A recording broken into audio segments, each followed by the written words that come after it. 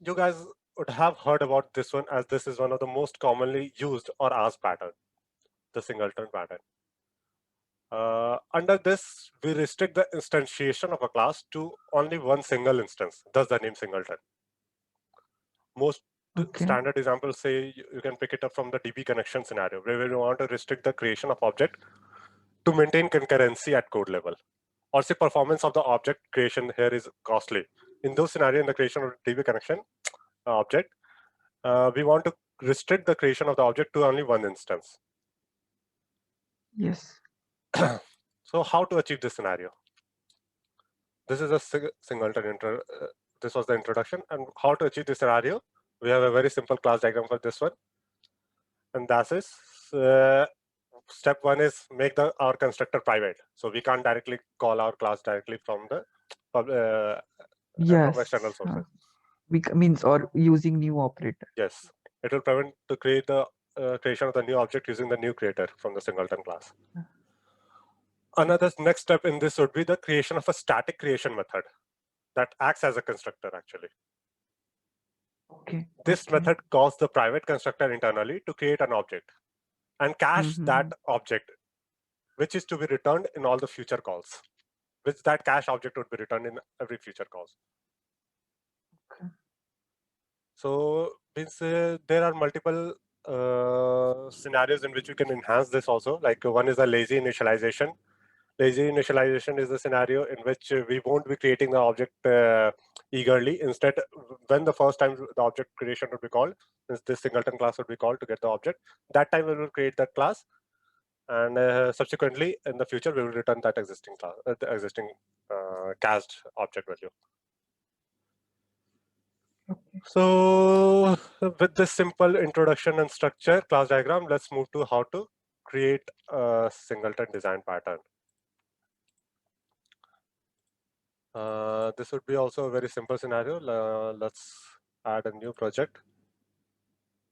I'll create a console application, singleton design pattern.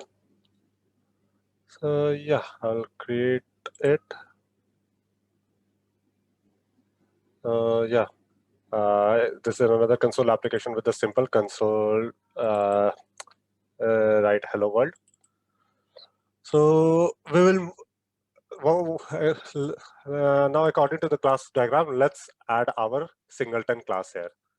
We were having a class called singleton class singleton.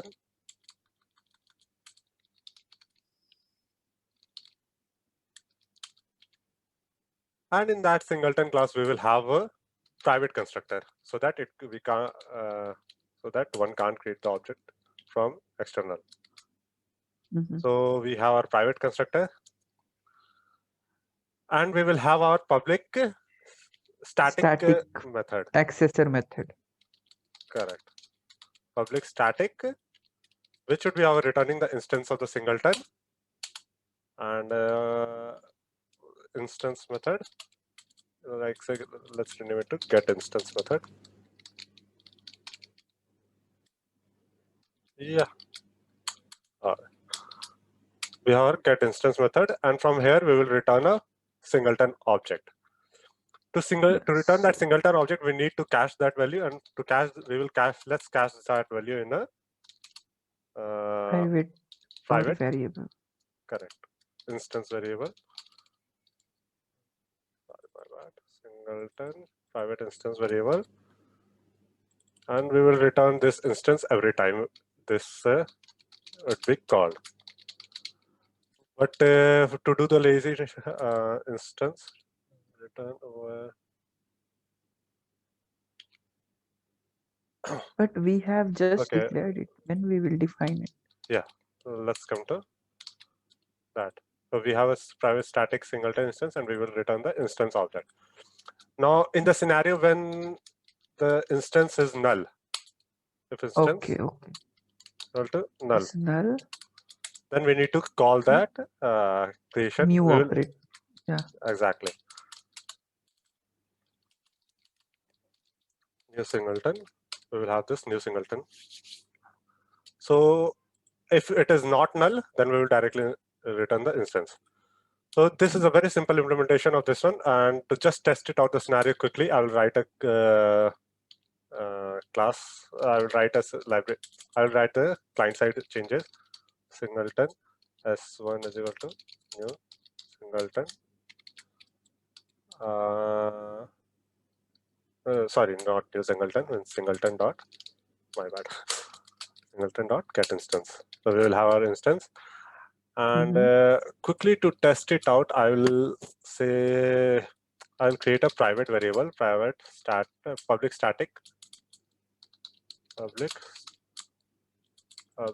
static is equal to public static variable, say check variable. Check variable is equal to okay.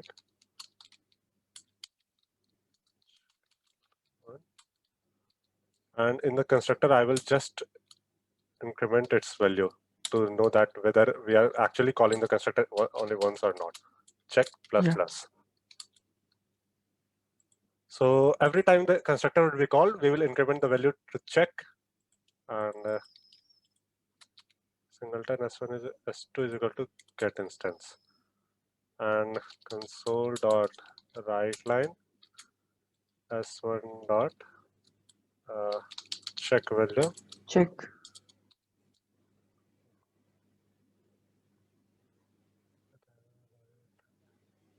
Okay, sorry. S1 check value.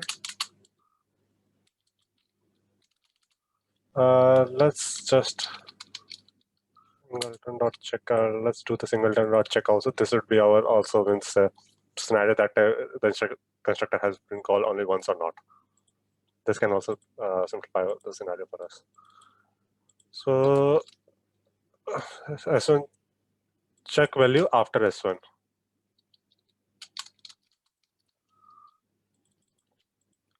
And check value after S2. So running the application should display the check value after S1 and 1. Both should have only two value because initial was 1 and after 1 it is 2. Now let's singleton design pattern. So initially was 1 and we incremented it one time to have to make it 2.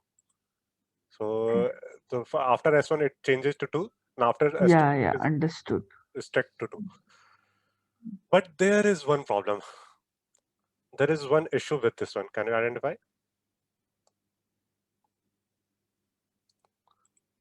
The issue is with this one is that it will fail in the scenario of concurrency. If many threads are trying to access the get instance method at once, then there will be scenario like one thread, even if we have initialized the new singleton instance at one point, another thread may see that instance instant equals to null. Yeah. And will again try to initialize it. Yeah, correct. So how to achieve this scenario? A very simple, how to solve this? A very simple step would be to implement a lock. Yeah. Correct. So here to implement a lock to implement the lock properly, we will implement a double checking standard method. This is a very standard method where we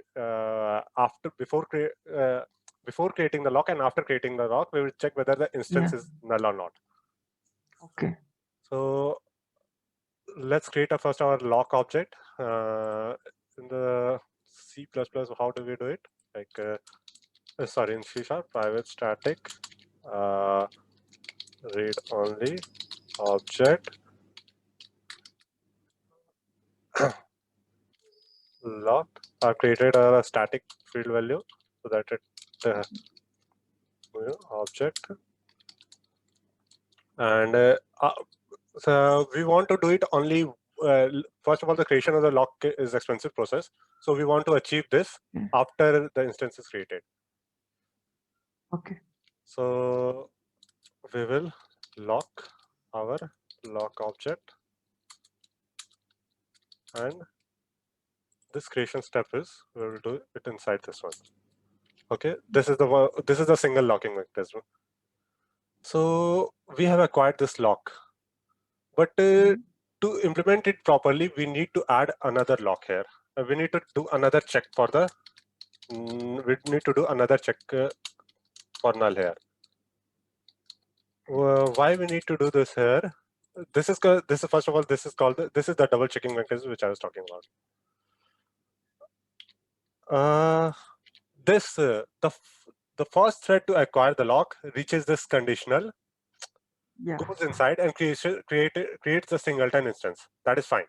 Yeah. Once it leaves the lock block, this lock block which we have created, a thread that might have been waiting for the lock, that lock release, may then enter this section. Yes.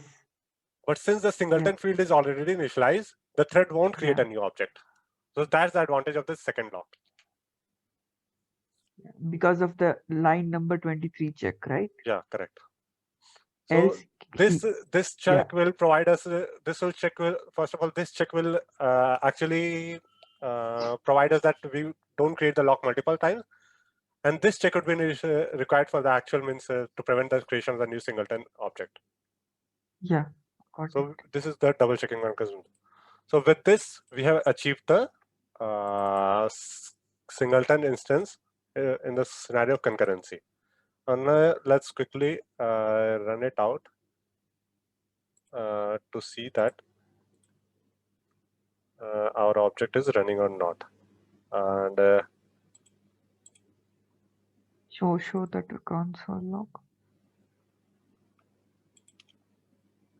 Yeah. So here is our another object. Here is our solution where after creating of both objects, we have the check value as the 2.